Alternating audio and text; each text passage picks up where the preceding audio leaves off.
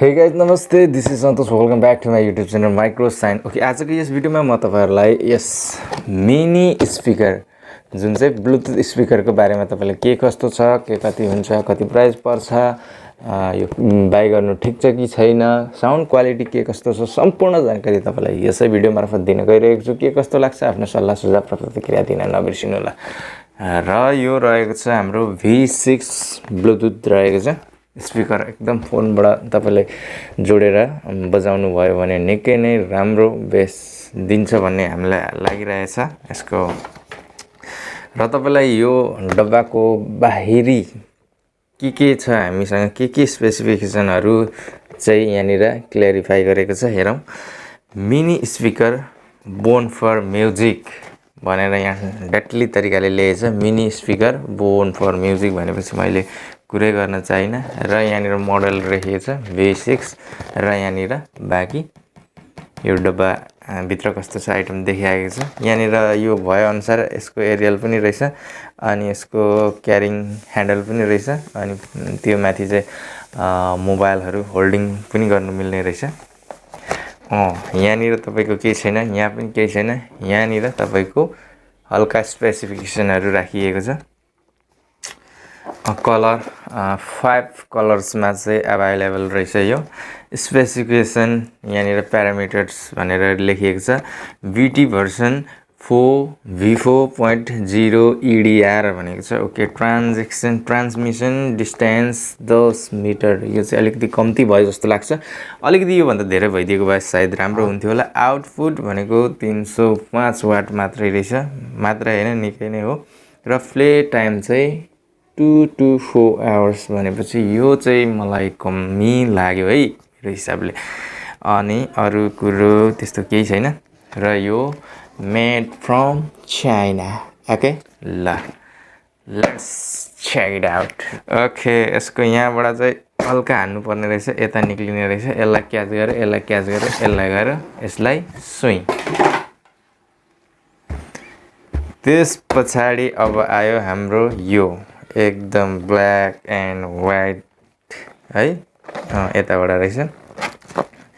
यसलाई यहाँबाट खोलौं, यसलाई यहाँबाट खोलौं र हाम्रो यसरी आयो। भित्र केही छैन। यहाँनिर एउटा माइक्रो USB सानो केबल छ, उ त्यहाँनिर झर्यो। र यो एउटा प्लास्टिक भयो यसको कभर, यसलाई हामी रिमुभ गर्दियौं। र यो चाहिँ यस्तो प्रकारको रहेछ है त। ल तपाईलाई सिनेम्याटिक पनि देखाइदिन्छु है त।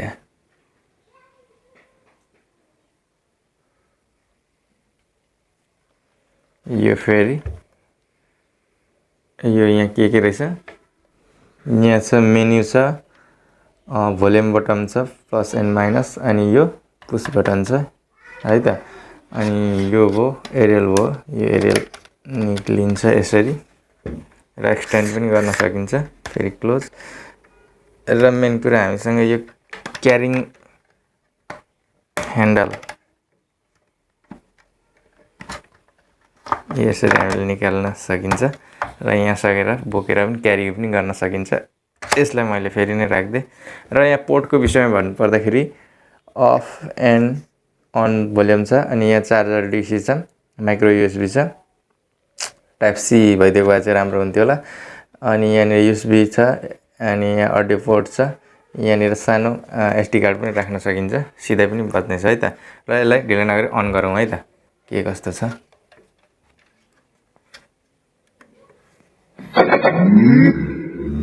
Bluetooth mode. Wow, amazing. मलाई त डर लाग्यो त हौ।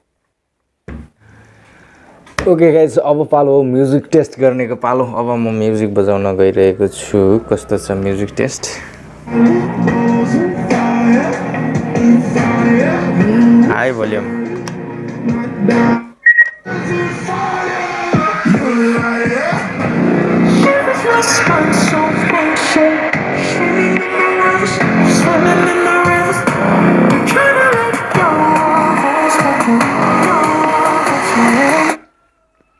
म्युजिक क्वालिटी म्युजिक बेस चाहिँ एकदम दामी लाग्यो।